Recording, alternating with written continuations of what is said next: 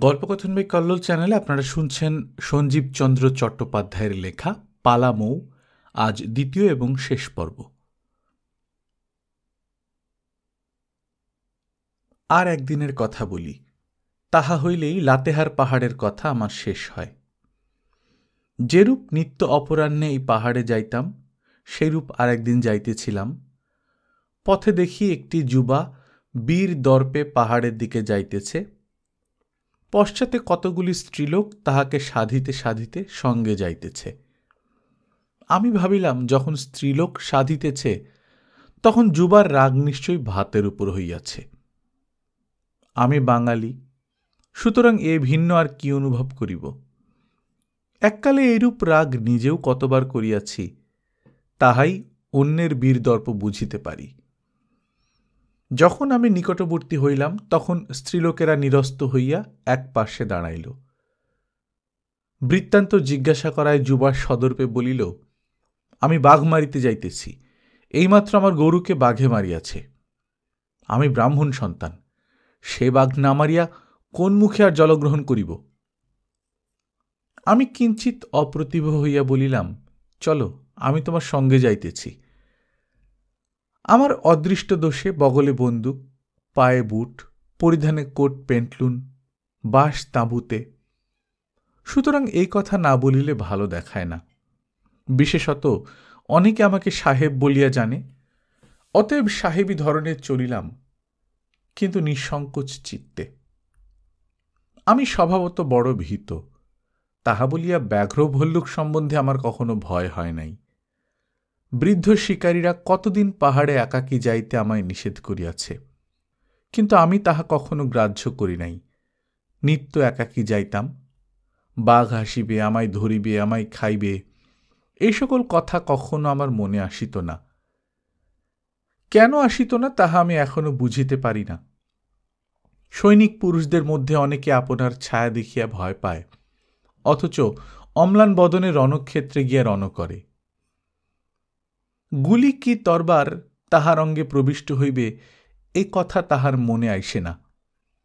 যতদিন তাহাদের মনে এ কথা না আইসে, ততদিন লোকের নিকট তাহারা সাহসী। যে বিপদ না বোঝে সেই সাহসী।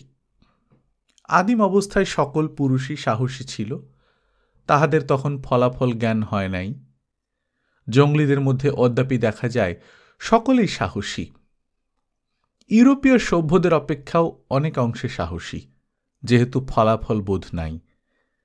আমি তাহাই আমার সাহসের বিশেষ গৌরব করি না। সভ্যতার সঙ্গে সঙ্গে সাহসের ভাগ কমিয়া আইসে। পেনাল কোড যত ভালো হয়, সাহস তত অন্তর্হিত হয়। এখন এই সকল কচকচি যাক। যুবার সঙ্গে কতক দূর গেলে সে আমায় বলিল, বাঘটি আমি সহস্তে মারিব। আমি হাসিয়া সম্মত হইলাম। যুবা আর কোনো কথা না বলিয়া চলিল। তখন হইতে নিজের প্রতি আমার কিঞ্চিত ভালোবাসার সঞ্চার হইল। সহস্তে মারিব এই কথাই বুঝাইয়াছিল যে পরহস্তে বাঘ মরা সম্ভব। আমি সাহেব বেশধারী, অবশ্য বাঘ মারিলে মারিতে পারি। যুবা এই কথা নিশ্চয়ই ভাবিয়াছিল, তাহাতে আমি কৃতার্থ হইয়াছিলাম। তাহার পর কতক দূর গিয়া উভয়ে পাহাড়ে উঠিতে লাগিলাম। যুবা অগ্রে, আমি পশ্চাতে।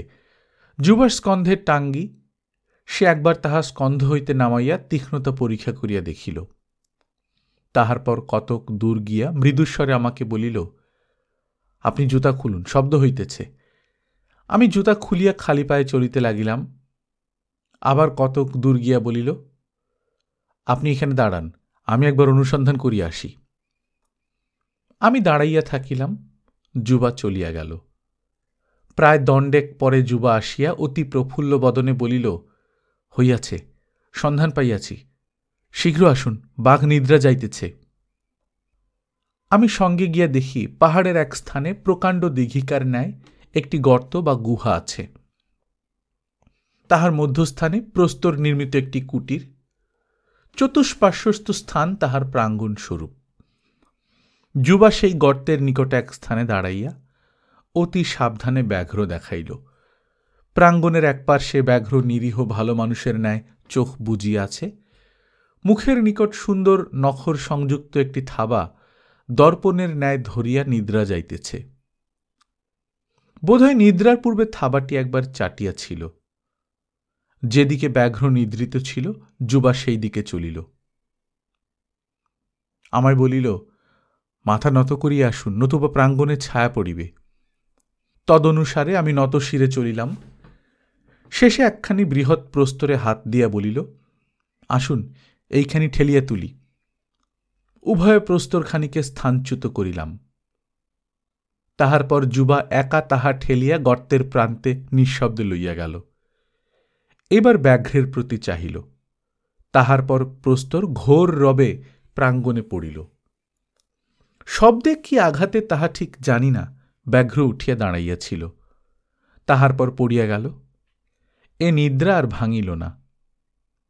পরদিবস বাহক স্কন্ধে ব্যাঘ্রটি আমার তাঁবু পর্যন্ত আসিয়াছিল, কিন্তু তখন তিনি মহানিদ্রাচ্ছন্ন বলিয়া বিশেষ কোনো প্রকার আলাপ হইল না।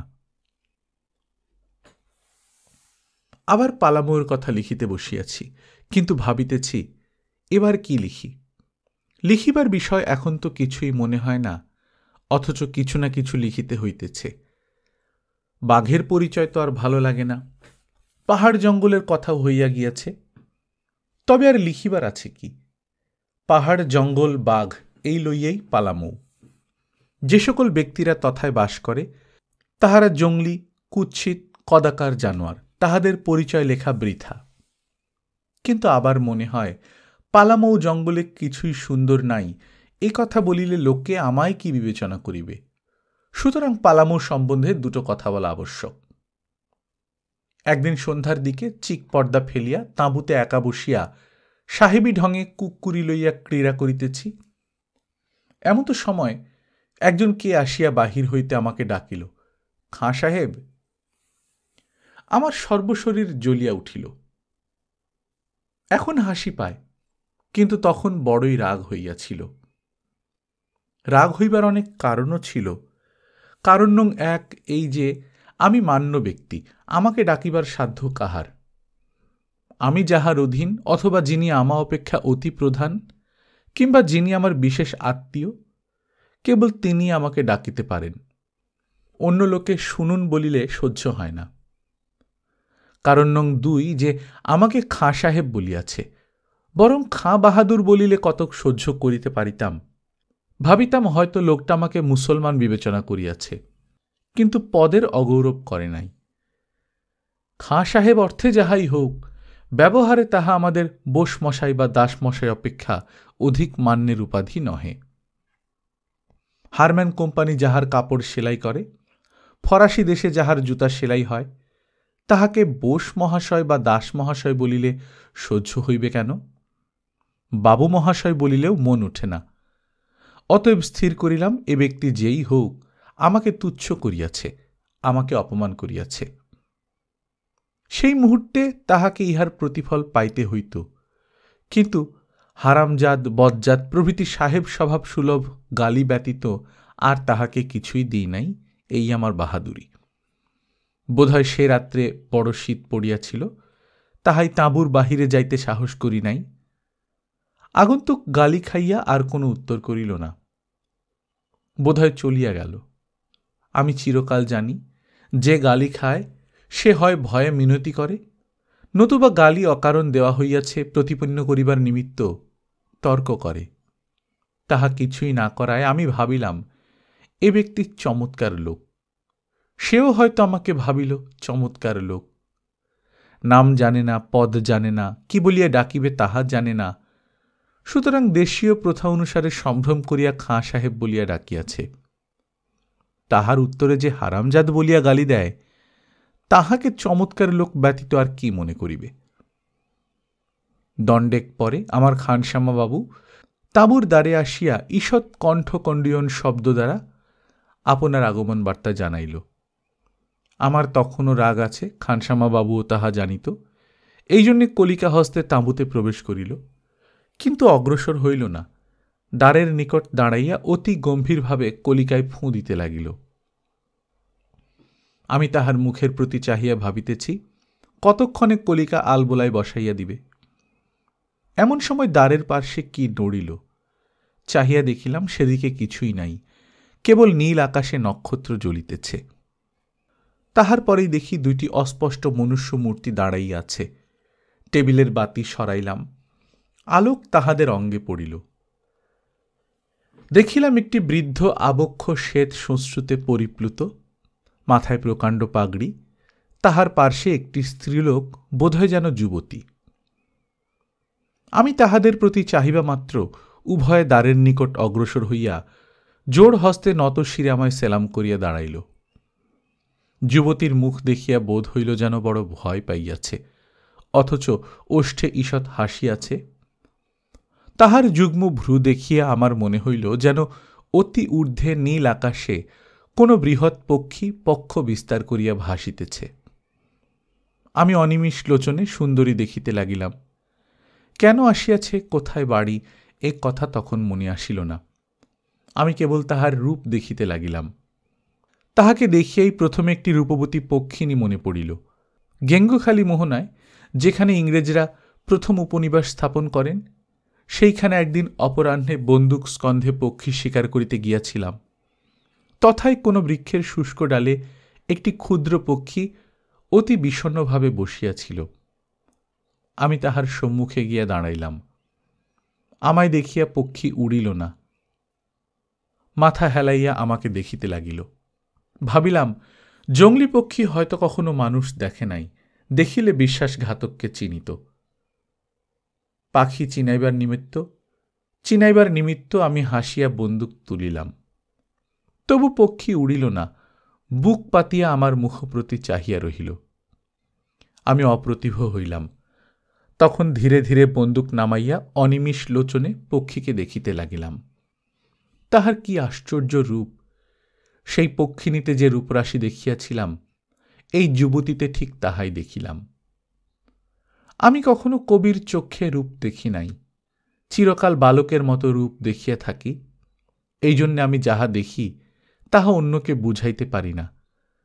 রূপ যে কি জিনিস, রূপের আকার কি, শরীরের কোন কোন স্থানে তাহার বাসা, এই সকল বার্তা আমাদের বঙ্গকবিরা বিশেষ জানেন। এই জন্য তাহারা অঙ্গ বাছিয়া বাছিয়া বর্ণনা করিতে পারেন। দুর্ভাগ্যবশত আমি তাহা পারি না। তাহার কারণ আমি কখনো অঙ্গ বাছিয়া রূপ তল্লাশ করি নাই। আমি যে প্রকারে রূপ দেখি নির্লজ্জ হইয়া তাহা বলিতে পারি। একবার আমি 2 বৎসরের একটি শিশু গৃহে রাখিয়া বিদেশে গিয়াছিলাম। শিশুকে সর্বদাই মনে হইত, তাহার ন্যায় রূপ আর কাহারও দেখিতে পাইতাম না। অনেক দিন পরে একটি ছাগ শিশুতে সেই রূপরাশি দেখিয়া আহ্লাদে তাহাকে বুকে করিয়াছিলাম। আমার সেই চক্ষু, আমি রূপরাশি কি বুঝিব? তথাপি যুবতীকে দেখিতে লাগিলাম। বাল্যকালে আমার মনে হইত যে ভূত প্রেত যে প্রকার নিজে দেহহীন অন্যের দেহ আবির্ভাবে বিকাশ পায়, রূপও সেই প্রকার অন্য দেহ অবলম্বন করিয়া প্রকাশ পায়। কিন্তু প্রভেদ এই যে ভূতের আশ্রয় কেবল মনুষ্য, বিশেষত মানবী, কিন্তু বৃক্ষ, পল্লব, নদ ও নদী প্রভৃতি সকলেই রূপ আশ্রয় করে। যুবতীতে যে রূপ, লতায় যেই রূপ, নদীতেও সেই রূপ, পক্ষীতেও সেই রূপ, ছাগেও সেই রূপ। সুতরাং রূপ এক, তবে পাত্র ভেদ। আমি পাত্র দেখিয়া ভুলি না, দেহ দেখিয়া ভুলি না, ভুলি কেবল রূপে। সেরূপ লতায় থাক অথবা যুবতীতে থাক, আমার মনের চক্ষে তাহার কোনো প্রভেদ দেখি না। অনেকের এই প্রকার রুচি বিকার আছে, যাহারা বলেন যুবতীর দেহ দেখিয়া ভুলিয়াছেন, তাহাদের মিথ্যা কথা। আমি যুবতীকে দেখিতেছি, এমত সময় আমার খানশ্যামাবাবু বলিল, এরা বাই, এরাই তখন খাঁ সাহেব বলিয়া ডাকিয়াছিল। শুনিবা মাত্র আবার রাগ পূর্বমত গর্জিয়া উঠিল। চিৎকার করিয়া আমি তাহাদের তাড়াইয়া দিলাম। সেই অবধি আর তাহাদের কথা কেহ আমাকে বলে নাই।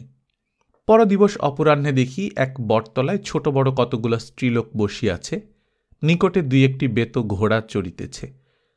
জিজ্ঞাসা করিয়া জানিলাম তাহারাও বাই। ব্যয় লাঘব করিবার নিমিত্ত তাহারা পালামৌ দিয়া যাইতেছে। এমন সময় পূর্বরাত্রের বাইকে আমার স্মরণ হইল। তাহার গীত শুনিব মনে করিয়া তাহাকে ডাকিতে পাঠাইলাম, কিন্তু লোক ফিরিয়া আসিয়া বলিল, অতি প্রত্যুষে সে চলিয়া গিয়াছে। আমি আর কোনো কথা কহিলাম না দেখিয়া একজন রাজপুত প্রতিবাসী বলিল, সে কাঁদিয়া গিয়াছে। কেন? এই জঙ্গল দিয়ে আসিতে আসিতে তাহার সঙ্গীরা সকলে মরিয়াছে, মাত্র একজন বৃদ্ধ সঙ্গে ছিল, খরচাও ফুরাইয়াছে, 2 দিন উপবাস করিয়াছে, আরও কতদিন উপবাস করতে হয় বলা যায় না। এই জঙ্গল পাহাড় মধ্যে ভিক্ষা কোথায় পাইবে? আপনার নিকট ভিক্ষার নিমিত্ত আসিয়াছিল, আপনিও ভিক্ষা দেন নাই। এই কথা শুনিয়া আমার কষ্ট হইল। তাহার বিপদ কতক অনুভব করিতে পারিলাম। নিজে সেই অবস্থায় পড়িলে কি যন্ত্রণা পাইতাম তাহা কল্পনা করিতে লাগিলাম। জঙ্গলে অন্নাভাব আর অপার নদীতে নৌকা ডুবি একই প্রকার। আমি তাহাকে অনায়াসে 2-5 টাকা দিতে পারিতাম, তাহাতে নিজের কোনো ক্ষতি হইত না, অথচ সে রক্ষা পাইত। আমি তাহাকে উদ্ধার করিলাম না, তাড়াইয়া দিলাম। এ নিষ্ঠুরতার ফল একদিন আমায় অবশ্যই পাইতে হইবে, এইরূপ কথা আমার সর্বদা মনে হইত। 2-4 দিনের পরে একটি সাহেবের সহিত আমার দেখা হইল। তিনি 10 ক্রোশ দূরে একা থাকিতেন, গল্প করিবার নিমিত্ত মধ্যে মধ্যে আমার তাঁবুতে আসিতেন। গল্প করিতে করিতে আমি তাহাকে যুবতীর কথা বলিলাম। তিনি কিয়ৎক্ষণ রহস্য করিলেন, তাহার পর বলিলেন, আমি স্ত্রীলোকটির কথা শুনিয়াছি, সেই জঙ্গল অতিক্রম করিতে পারে নাই, পথেই মরিয়াছে। এ কথা সত্যই হোক বা মিথ্যাই হোক, আমার বড়ই কষ্ট হইল। আমি কেবল অহংকারের চাতুরিতে পড়িয়া খাঁ সাহেব কথায় চটিয়াছিলাম। তখনও জানিতাম না একদিন আপনার অহংকারে আপনি হাসিব। সাহেবকে বিদায় দিয়া অপরাহ্নে যুবতীর কথা ভাবিতে ভাবিতে পাহাড়ের দিকে যাইতেছিলাম। পথিমধ্যে কতগুলো কোলকন্যার সহিত সাক্ষাৎ হইল, তাহারা দাড়ি হইতে জল তুলিতেছিল। এই অঞ্চলে জলাশয় একেবারে নাই, নদী শীতকালে একেবারে শুষ্ক প্রায় হইয়া যায়। সুতরাং গ্রাম্য লোকেরা এক এক স্থানে পাতকুয়ার আকারে ক্ষুদ্র খাদ খনন করে। তাহা 2 হাতের অধিক গভীর করিতে হয় না। সেই খাদে জল ক্রমে ক্রমে চুইয়া জমে। 8-10 কলস তুলিলে আর কিছু থাকে না, আবার জল ক্রমে আসিয়া জমে। এই ক্ষুদ্র খাদগুলিকে দাড়ি বলে। কোলকন্যারা আমাকে দেখিয়া দাঁড়াইল। তাহাদের মধ্যে একটি লম্বদরি, সর্বাপেক্ষা বয়োজ্যেষ্ঠা, মাথায় পূর্ণ কলস 2 হস্তে ধরিয়া হাস্যমুখে আমায় বলিল, রাত্রে নাচ দেখিতে আসিবেন? আমি মাথা হেলাইয়া স্বীকার করিলাম। অমনি সকলে হাসিয়া উঠিল। কোলের যুবতীরা যত হাসে, যত নাচে, বোধহয় পৃথিবীর আর কোনো জাতির কন্যারা তত হাসিতে নাচিতে পারে না। আমাদের দুরন্ত ছেলেরা তাহার শতাংশও পারে না। সন্ধ্যার পর আমি নৃত্য দেখিতে গেলাম। গ্রামের প্রান্তভাগে এক বটবৃক্ষতলে গ্রামস্থ যুবারা সমুদয়ী আসিয়া একত্র হইয়াছে। তাহারা খোঁপা বাঁধিয়াছে, তাহাতে 2-3 খানি কাঠের চিরুনি সাজাইয়াছে। কেহ মাদল আনিয়াছে, কেহ বা লম্বা লাঠি আনিয়াছে। রিক্ত হস্তে কেহই আসে নাই। বয়সের দোষে সকলেরই দেহ চঞ্চল, সকলেই নানা ভঙ্গিতে আপন আপন বলবীর্য দেখাইতেছে। বৃদ্ধেরা বৃক্ষমূলে উচ্চ মৃন্ময় মঞ্চের উপর জড়বৎ বসিয়াছে। তাহাদের জানু প্রায় স্কন্ধ ছাড়াইয়াছে। তাহারা বসিয়া নানা ভঙ্গিতে কেবল ওষ্ঠ ক্রীড়া করিতেছে। আমি গিয়া তাহাদের পার্শ্বে বসিলাম। এই সময় দলে দলে গ্রামস্থ যুবতীরা আসিয়া জমিতে লাগিল। তাহারা আসিয়াই যুবাদিগের প্রতি উপহাস আরম্ভ করিল। সঙ্গে সঙ্গে বড় হাসির ঘটা পড়িয়া গেল। উপহাস আমি কিছুই বুঝিতে পারিলাম না, কেবল অনুভবে স্থির করিলাম যে যুবারা ঠকিয়া গেল।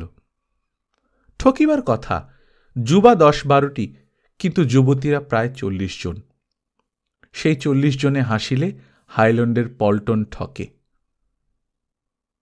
হাস্য উপহাস্য শেষ হইলে নৃত্যের উদ্যোগ আরম্ভ হইল। যুবতী সকলে হাত ধরাধরি করিয়া অর্ধচন্দ্রাকৃতি রেখা বিন্যাস করিয়া দাঁড়াইল। দেখিতে বড় চমৎকার হইল। সকলগুলি সম উচ্চ, সকলগুলি পাথুরে কালো, সকলেরই অনাবৃত দেহ। সকলের সেই অনাবৃত বক্ষে আরশির ধুকধুকি চন্দ্রকিরণে এক একবার জ্বলিয়া উঠিতেছে। আবার সকলের মাথায় বনপুষ্প, কর্ণে বনপুষ্প, ওষ্ঠে হাসি। সকলেই আহ্লাদে পরিপূর্ণ, আহ্লাদে চঞ্চল, যেন তেজপুঞ্জ অশ্বের ন্যায় সকলেই দেহবেগ সংযম করিতেছে।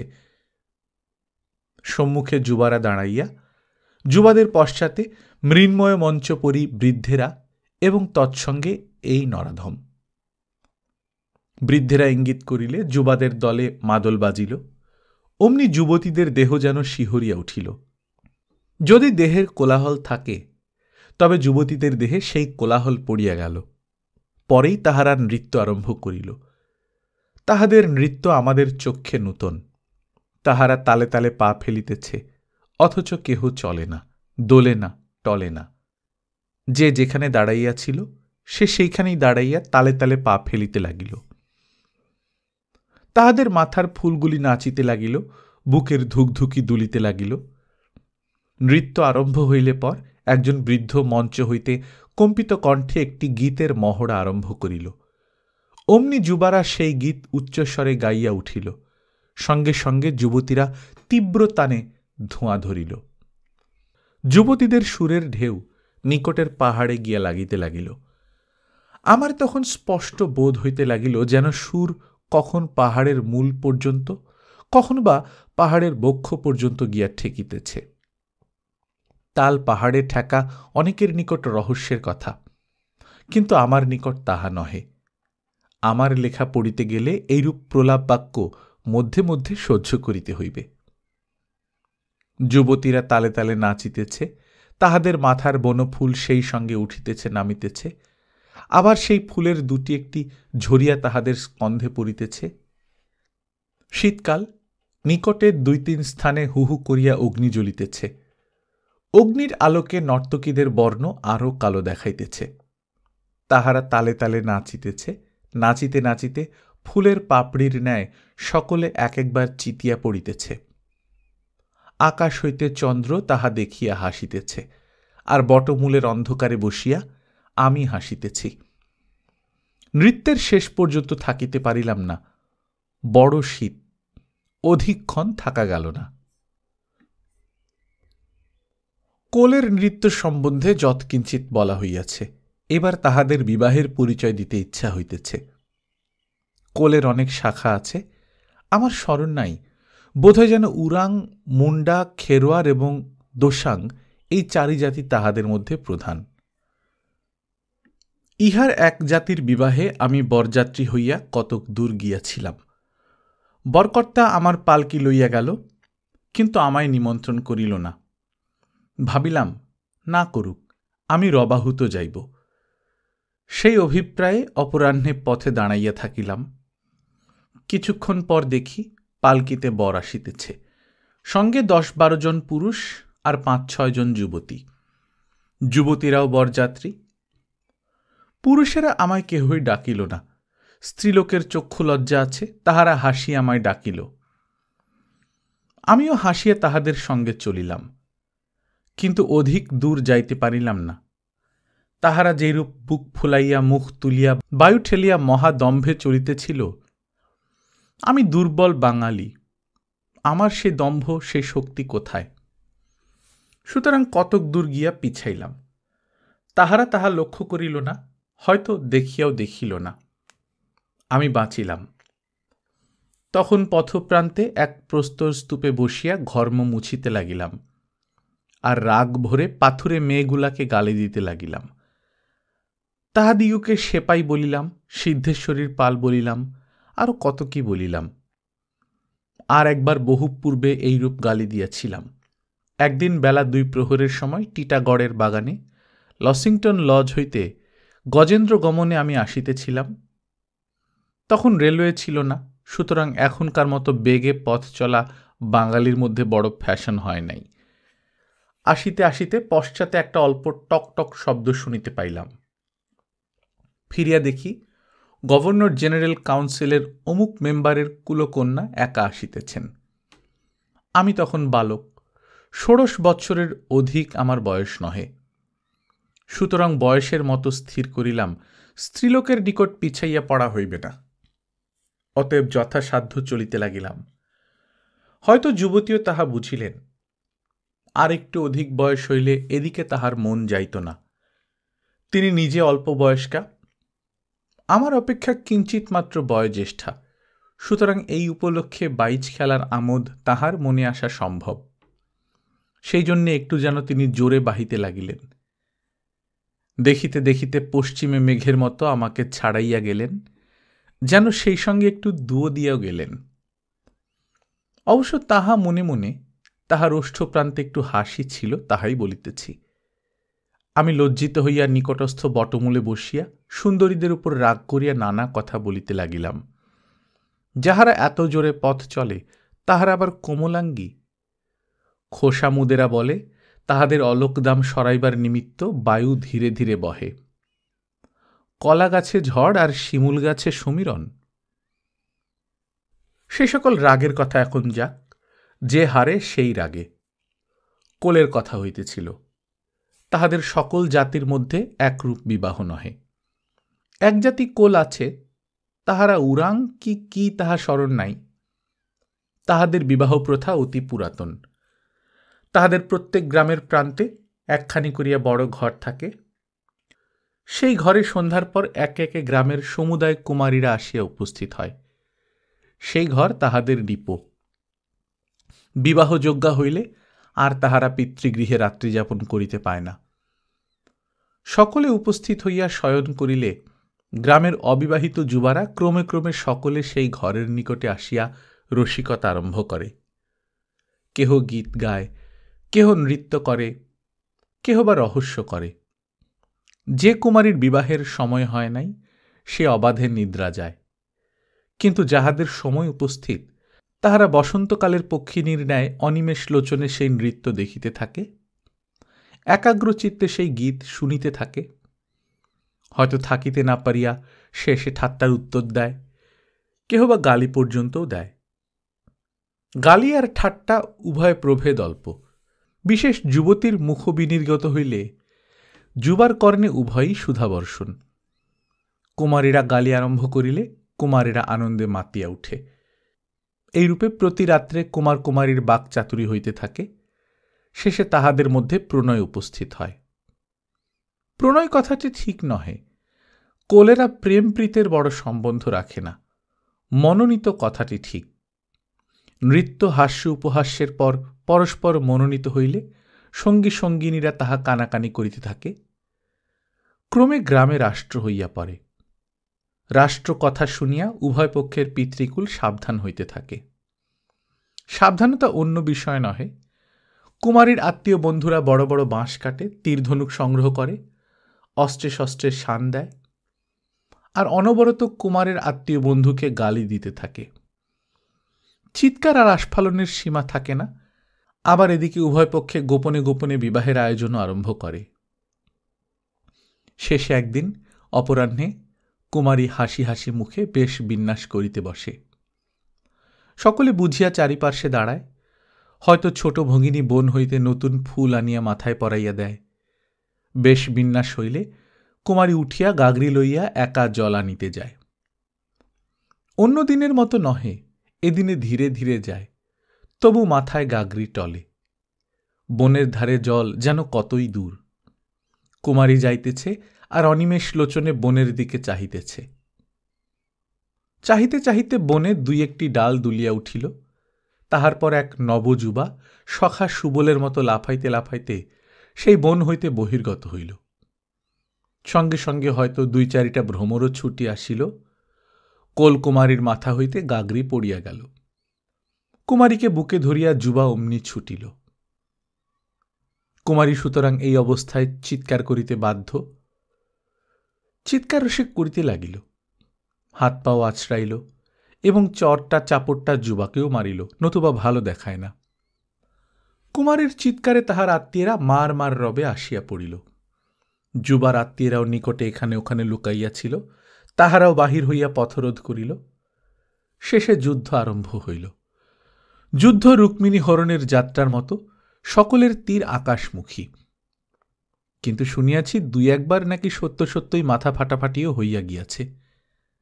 যাহাই হোক, শেষ যুদ্ধের পর আপোষ হইয়া যায় এবং তৎক্ষণাৎ উভয় পক্ষ একত্র আহার করিতে বসে।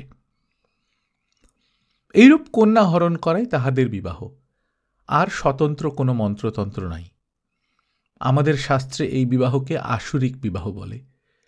একসময় পৃথিবীর সর্বত্র এই বিবাহ প্রচলিত ছিল। আমাদের দেশে স্ত্রী আচারের সময় বরের পৃষ্ঠে বাউটি বেষ্টিত নানা ওজনের করকমল যে সংস্পর্শ হয়, তাহাও এই মারপিটের প্রথার অংশবিশেষ। হিন্দুস্তান অঞ্চলে বরকন্যার মাসি পিসি একত্র জুটিয়া নানা ভঙ্গিতে নানা ছন্দে মেছুয়া বাজারের ভাষায় পরস্পরকে যে গালি দিবার রীতি আছে, তাহাও এই মারপিট প্রথার নূতন সংস্কার। ইংরেজদের বরকন্যা গির্জা হইতে গাড়িতে উঠিবার সময় পুষ্পবৃষ্টির ন্যায় তাহাদের অঙ্গে যে জুতা বৃষ্টি হয়, তাহাও এই পূর্ব প্রথার অন্তর্গত। কোলদের উৎসব সর্বাপেক্ষা বিবাহে। তদুপলক্ষে ব্যয়ও বিস্তর। 8 টাকা, 10 টাকা, কখনো কখনো 15 টাকা পর্যন্ত ব্যয় হয়। বাঙালির পক্ষে ইহা অতি সামান্য, কিন্তু বন্যের পক্ষে অতিরিক্ত।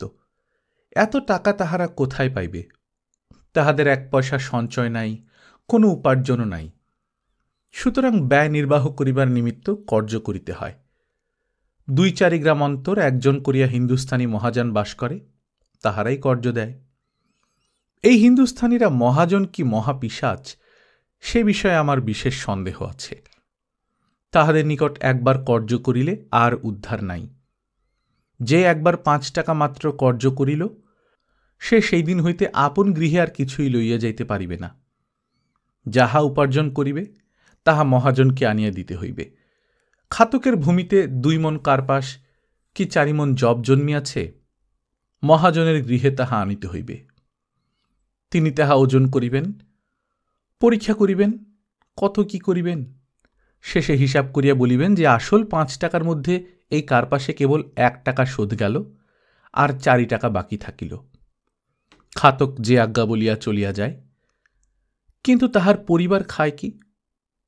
চাষে যাহা জন্মিয়াছিল মহাজন তাহার সমুদয় লইল। খাতক হিসাব জানে না, 1 হইতে 10 গণনা করিতে পারে না। সকলের উপর তাহার সম্পূর্ণ বিশ্বাস। মহাজন যে অন্যায় করিবে ইহা তাহার বুদ্ধিতে আইসে না। সুতরাং মহাজনের জালে বদ্ধ হইল। তাহার পর তাহার পরিবার আহার পায় না। আবার মহাজনের নিকট খোরাকি কর্য করা আবশ্যক। সুতরাং খাতক জন্মের মতো মহাজনের নিকট বিকৃত হইল। যাহা সে উপার্জন করিবে তাহা মহাজনের। মহাজন তাহাকে কেবল যৎসামান্য খোরাকি দিবে, এ তাহার এ জন্মের বন্দোবস্ত। কেহ কেহ এই উপলক্ষে শামুকনামা লিখিয়া দেয়। শামুকনামা অর্থাৎ দাসখত। যে ইহা লিখিয়া দিল সে রীতিমতো গোলাম হইল। মহাজন গোলামকে কেবল আহার দেন। গোলাম বিনা বেতনে তাহার সমুদয় কর্ম করে, চাষ করে, মোট বহে, সর্বত্র সঙ্গে যায়। আপনার সংসারের সঙ্গে আর তাহার কোনো সম্বন্ধ থাকে না। সংসারও তাহাদের অন্যভাবে শীঘ্রই লোপ পায়। কোলেদের এই দুর্দশা অতি সাধারণ। তাহাদের কেবল এক উপায় আছে, পলায়ন। অনেকেই পলাইয়া রক্ষা পায়। যে না পলাইল সে জন্মের মতো মহাজনের নিকট বিকৃত থাকিল। পুত্রের বিবাহ দিতে গিয়া যে কেবল কোলের জীবনযাত্রা বৃথা হয় এমন তো নহে। আমাদের বাঙালির মধ্যে অনেকের দুর্দশা পুত্রের বিবাহ উপলক্ষে অথবা পিতৃমাতৃ শ্রাদ্ধ উপলক্ষে। সকলেই মনে মনে জানেন আমি বড় লোক, আমি ধুমধাম না করিলে লোকে আমার নিন্দা করিবে। সুতরাং কর্য করিয়া সেই বড় লোকত্ব রক্ষা করেন। তাহার পর যথা সর্বস্ব বিক্রয় করিয়া সেই কর্য হইতে উদ্ধার হওয়া ভার হয়। প্রায় দেখা যায় আমি ধনবান বলিয়া প্রথমে অভিমান জন্মিলে শেষ দারিদ্র্যদশায় জীবন শেষ করিতে হয়। কোলেরা সকলেই বিবাহ করে। বাঙ্গালা শস্যশালিনী, এখানে অল্পেই গুজরান চলে, তাহাই বাঙ্গালায় বিবাহ এত সাধারণ। কিন্তু পালামৌ অঞ্চলে সম্পূর্ণ অন্যাভাব। সেখানে বিবাহ এরূপ সাধারণ কেন, তদ্বিষয়ে সমাজতত্ত্ববিদেরা কি বলেন জানি না। কিন্তু বোধহয় হিন্দুস্থানী মহাজনেরা তথায় বাস করিবার পূর্বে কোলেদের এত অন্যাভাব ছিল না। তাহাই বিবাহ সাধারণ হইয়াছিল। এক্ষণে মহাজনেরা তাহাদের সর্বস্ব লয়, তাহাদের অন্যভাব হইয়াছে। সুতরাং বিবাহ আর পূর্বমত সাধারণ থাকিবে না বলিয়া বোধ হয়। কোলের সমাজ এক্ষণে যে অবস্থায় আছে দেখা যায় তাহাতে সেখানে মহাজনের আবশ্যক নাই। যদি হিন্দুস্থানী সভ্যতা তথায় প্রবিষ্ট না হইত, তাহা হইলে অদ্যাপিক কোলের মধ্যে ঋণের প্রথা উৎপত্তি হইত না। ঋণের সময় হয় নাই। ঋণ উন্নত সমাজের সৃষ্টি, কোল দিগের সেই উন্নতির বিলম্ব আছে। সমাজের স্বভাবত যে অবস্থা হয় নাই, কৃত্রিম উপায়ে সেই অবস্থা ঘটাইতে গেলে অথবা সভ্য দেশের নিয়মাদি অসময়ে অসভ্য দেশে প্রবিষ্ট করাইতে গেলে ফল ভালো হয় না। আমাদের বাংলায় এ কথার অনেক পরিচয় পাওয়া যাইতেছে। একসময় ইহুদি মহাজনেরা ঋণ দানের সভ্য নিয়ম অসভ্য বিলাতে প্রবেশ করাইয়া অনেক অনিষ্ট ঘটাইয়াছিল। এক্ষণে হিন্দুস্তানি মহাজনেরা কোলেদের সেইরূপ অনিষ্ট ঘটাইতেছে। কোলের নববধূ আমি কখনো দেখি নাই। কুমারী এক রাত্রের মধ্যে নববধূ। দেখিতে আশ্চর্য। বাঙ্গালায় দুরন্ত ছুরিরা ধুলা খেলা করিয়া বেড়াইতেছে, ভাইকে পিটাইতেছে, পরের গরুকে গাল দিতেছে, পাড়ার ভালো খাকিদের সঙ্গে কোঁদল করিতেছে, বিবাহের কথা উঠিলে ছুরি গালি দিয়া পলাইতেছে। তাহার পর এক রাত্রেই ভাবান্তর। বিবাহের পরদিন প্রাতে সে আর পূর্বমত দুরন্ত ছুরি নাই। এক রাত্রেই তাহার আশ্চর্য পরিবর্তন হইয়া গিয়াছে। আমি একটি এইরূপ নববধূ দেখিয়াছি। তাহার পরিচয় দিতে ইচ্ছা হয়। বিবাহের রাত্রি আমোদে গেল। পরদিন প্রাতে উঠিয়া নববধূ ছোট ভাইকে আদর করিল। নিকটে মা ছিল। নববধূ মার মুখপ্রতি একবার চাহিল। মার চক্ষে জল আসিল। নববধূ মুখাবনত করিল, কাঁদিল না। তাহার পর ধীরে ধীরে এক নির্জন স্থানে গিয়া দ্বারে মাথা রাখিয়া অন্য মানুষকে দাঁড়াইয়া শিশির সিক্ত শামিয়ানার প্রতি চাহিয়া রহিল। শামিয়ানা হইতে টোপে টোপে উঠানের শিশির পড়িতেছে। শামিয়ানা হইতে উঠানের দিকে তাহার দৃষ্টি গেল। উঠানের এখানে সেখানে পূর্বরাত্রের উচ্ছিষ্ট পত্র পড়িয়া রহিয়াছে। রাত্রের কথা নববধূর মনে হইল। কত আলো, কত বাদ্য, কত লোক, কত কলরব, যেন স্বপ্ন। এখন সেখানে ভাঙা ভাড়, ছেঁড়া পাতা। নববধূর সেই দিকে দৃষ্টি গেল। একটি দুর্বলা কুক্কুরি, নবপ্রসূতি, পেটের জ্বালায় শুষ্ক পত্রে ভগ্ন ভাণ্ডে আহার খুঁজিতেছে। নববধূ জল মুছিয়া ধীরে ধীরে মাতৃকক্ষে গিয়া লুচি আনিয়া কুক্কুরিকে দিল। এই সময় নববধূর পিতা অন্দরে আসিতেছিলেন। কুক্কুরি ভোজন দেখিয়া একটু হাসিলেন। নববধূ আর পূর্বমত দৌড়িয়া পিতার কাছে গেল না, অধমুখে দাঁড়াইয়া রহিল। পিতা বলিলেন, ব্রাহ্মণ ভোজনের পর কুকুর ভোজনই হইয়া থাকে, রাত্রে তাহা হইয়া গিয়াছে, অদ্য আবার এ কেন মা? নববধূ কথা কহিল না। কহিলে হয়তো বলিত, এই কুক্কুরি সংসারী। পূর্বেই বলিয়াছি, নববধূ লুচি আনিতে যাইবার সময় ধীরে ধীরে গিয়াছিল। আর 2 দিন পূর্বে হইলে দৌড়িয়া যাইত। যখন সেই ঘরে গেল, তখন দেখিল মাতার সম্মুখে কতকগুলি লুচি সন্দেশ রহিয়াছে। নববধূ জিজ্ঞাসা করিল, মা লুচি নেব? মাতা লুচিগুলি হাতে তুলিয়া দিয়া বলিলেন, কেন মা আজ চাহিয়া নিলে? যাহা তোমার ইচ্ছা তুমি আপনি লও, ছড়াও, ফেলিয়া দাও, নষ্ট করো, কখনো কাহাকে তো জিজ্ঞাসা করিয়া লও না, আজ কেন মা চাহিয়া নিলে? তবে সত্যই আজ থেকে তুমি পর হলে, আমায় পর ভাবিলে? এই বলিয়া মা কাঁদিতে লাগিলেন। নববধূ বলিল, না মা, আমি বলি বুঝি কার জন্যে রেখেছ? নববধূ হয়তো মনে করিল, পূর্বে আমায় ওই বলিতে, আজ কেন তবে আমায় তুমি বলিয়া কহিতেছ? নববধূর পরিবর্তন সকলের নিকট স্পষ্ট নহে সত্য, কিন্তু যিনি অনুধাবন করিয়াছেন তিনি বুঝতে পারিয়াছেন যে পরিবর্তন অতি আশ্চর্য। এক রাত্রের পরিবর্তন বলিয়া আশ্চর্য। নববধূর মুখশ্রী এক রাত্রে একটু গম্ভীর হয়, অথচ তাহাতে একটু আহ্লাদের আভাসও থাকে।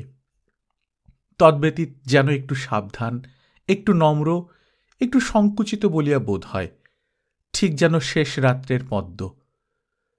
বালিকা কি বুঝিল যে মনের মধ্যে এই পরিবর্তন হঠাৎ এক রাত্রের মধ্যে হইল? বহুকালের পর পালামৌ সম্বন্ধে 2টা একটা কথা লিখিতে বসিয়াছি। লিখিবার একটা ওজর আছে। একসময় একজন বধির ব্রাহ্মণ আমাদের প্রতিবাসী ছিলেন। অনবরত গল্প করা তাহার রোগ ছিল। যেখানে কেহ একা আছে দেখিতেন, সেইখানে গিয়ে গল্প আরম্ভ করিতেন।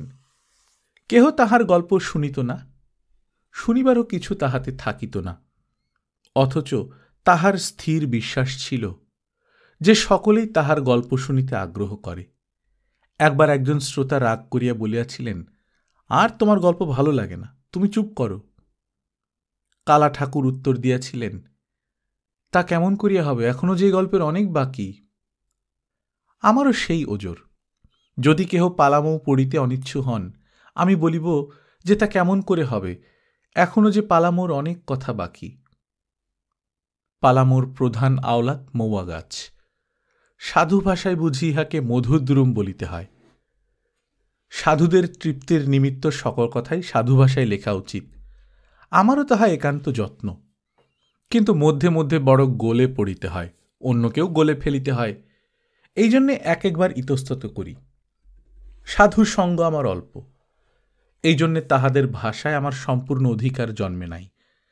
যাহাদের সাধু সঙ্গ যথেষ্ট, অথবা যাহারা অভিধান পড়িয়া নিজে সাধু হইয়াছেন, তাহারাও একটু একটু গোলে পড়েন। এই যে এইমাত্র মধুদ্রুম লিখিত হইল, অনেক সাধু ইহার অর্থে অশোক বৃক্ষ বুঝিবেন, অনেক সাধু জীবন্তী বৃক্ষ বুঝিবেন। আবার যে সকল সাধুর গৃহে অভিধান নাই, তাহারা হয়তো কিছুই বুঝিবেন না। সাধুদের গৃহিণীরা নাকি সাধু ভাষা ব্যবহার করেন না। তাহারা বলেন, সাধু ভাষা অতি অসম্পন্ন, এই ভাষায় গালি চলে না, ঝগড়া চলে না, মনের অনেক কথা বলা চলে না। যদি এ কথা সত্য হয়, তবে তাহারা স্বচ্ছন্দে বলুন, সাধু ভাষা গোল্লায় যাক। মৌয়ার ফুল পালামৌ অঞ্চলে উপাদেয় খাদ্য বলিয়া ব্যবহৃত হইয়া থাকে। হিন্দুস্থানীয়রা কেহ কেহ শখ করিয়া চাল ভাজার সঙ্গে এই ফুল খাইয়া থাকেন। শুকাইয়া রাখিলে এই ফুল অনেক দিন পর্যন্ত থাকে। বর্ষাকালে কোলেরা কেবল এই ফুল খাইয়া 2-3 মাস কাটায়। পয়সার পরিবর্তে এই ফুল পাইলেই তাহাদের মজুরি শোধ হয়। মৌয়ার এত আদর, অথচ তথায় ইহার বাগান নাই। মৌয়ার ফুল শেফালিকার মতো ঝরিয়া পড়ে, প্রাতে বৃক্ষতল একেবারে বিছাইয়া থাকে। সেখানে সহস্র সহস্র মাছি মৌমাছি ঘুরিয়া ফিরিয়া উড়িয়া বেড়ায়। তাহাদের কোলাহলে বন পুড়িয়া যায়। বোধ হয় দূরে কোথায় একটা হাট বসিয়াছে। একদিন ভোরে নিদ্রাভঙ্গে সেই শব্দে যেন স্বপ্নবৎ কি একটা অস্পষ্ট সুখ আমার স্মরণ হইতে হইতে আর হইল না। কোন বয়সের কোন সুখের স্মৃতি, তাহা প্রথমে কিছুই অনুভব হয় নাই, সেদিকে মনও যায় নাই।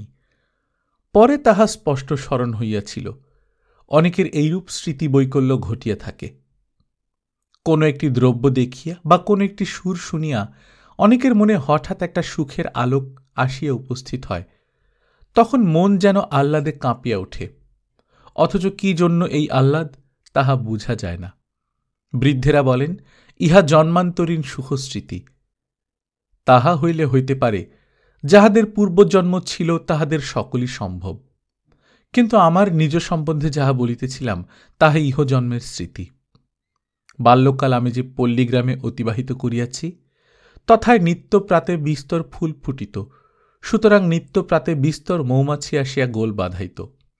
সেই সঙ্গে ঘরে বাহিরে ঘাটে পথে হরিনাম অস্ফুট স্বরে, নানা বয়সের নানা কণ্ঠে গুনগুন শব্দে হরিনাম মিশিয়া কেমন একটা গম্ভীর সুর নিত্য প্রাতে জমিত। তাহা তখন ভালো লাগিত কিনা স্মরণ নাই, এখনো ভালো লাগে কিনা বলিতে পারি না।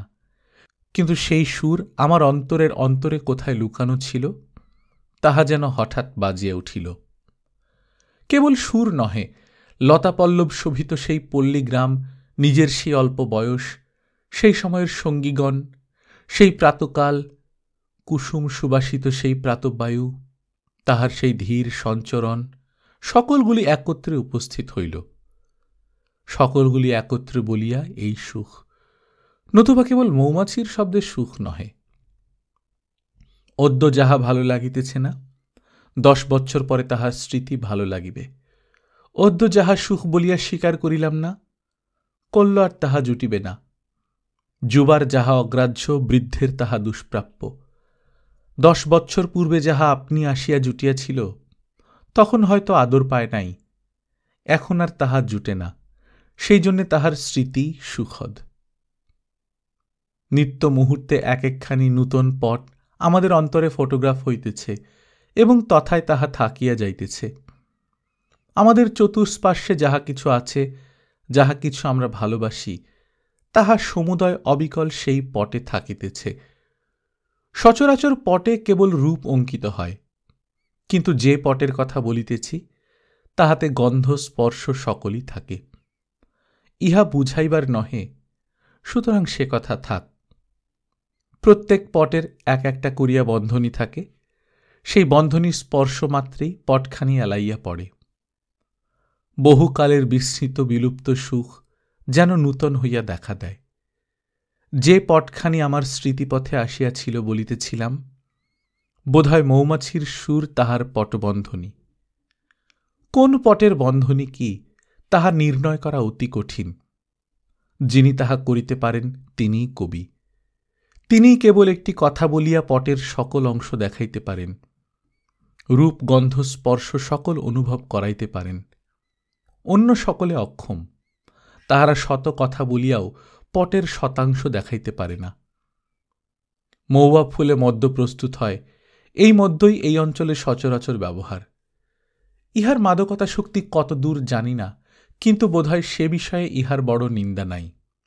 কেননা আমার এক পরিচারক একদিন এই মদ্য পান করিয়া বিস্তর কান্না কাঁদিয়াছিল, বিস্তর বমি করিয়াছিল।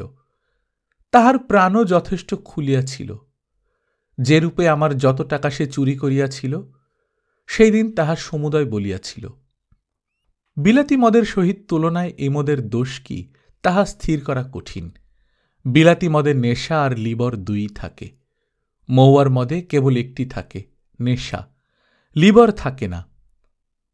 তাই এই মদের এত নিন্দা, এই মদ এত সস্তা। আমাদের ধেনরও সেই দোষ।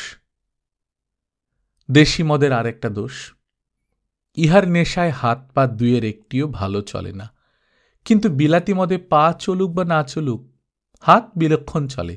বিবিরা তাহা প্রমাণ দিতে পারেন। বুঝি আজকাল আমাদের দেশেরও 2-4 ঘরের গৃহিণীরা ইহার সপক্ষে কথা বলিলেও বলিতে পারেন। বিলাতি পদ্ধতি অনুসারে প্রস্তুত করিতে পারিলে মৌয়ার ব্রান্ডি হইতে পারে, কিন্তু অর্থ সাপেক্ষ। একজন পাদ্রী আমাদের দেশি জাম হইতে শ্যাম্পেন প্রস্তুত করিয়াছিলেন, অর্থাভাবে তিনি তাহা প্রচলিত করিতে পারেন নাই। আমাদের দেশি মদ একবার বিলাতে পাঠাইতে পারিলে জন্ম সার্থক হয়, অনেক অন্তর্জ্বালা নিবারণ হয়। গল্পকথন বাই কল্লোল চ্যানেলে আপনারা শুনছিলেন সঞ্জীব চন্দ্র চট্টোপাধ্যায়ের লেখা বাংলা সাহিত্যের প্রথম সার্থক ভ্রমণ কাহিনী পালামৌ। আজ দ্বিতীয় পর্বের মাধ্যমে শেষ হয়ে গেল। আমরা নিয়মিত গল্প পাঠ করে শোনাচ্ছি। আপনারা যারা প্রথমবার মতো শুনছেন কাইন্ডলি সাবস্ক্রাইব করে নেবেন। গল্প পাঠ ভালো লাগলে বন্ধুদের সঙ্গে শেয়ার করবেন। নিজে ভালো থাকবেন, আশপাশের লোকজনকে ভালো রাখবেন। টাটা।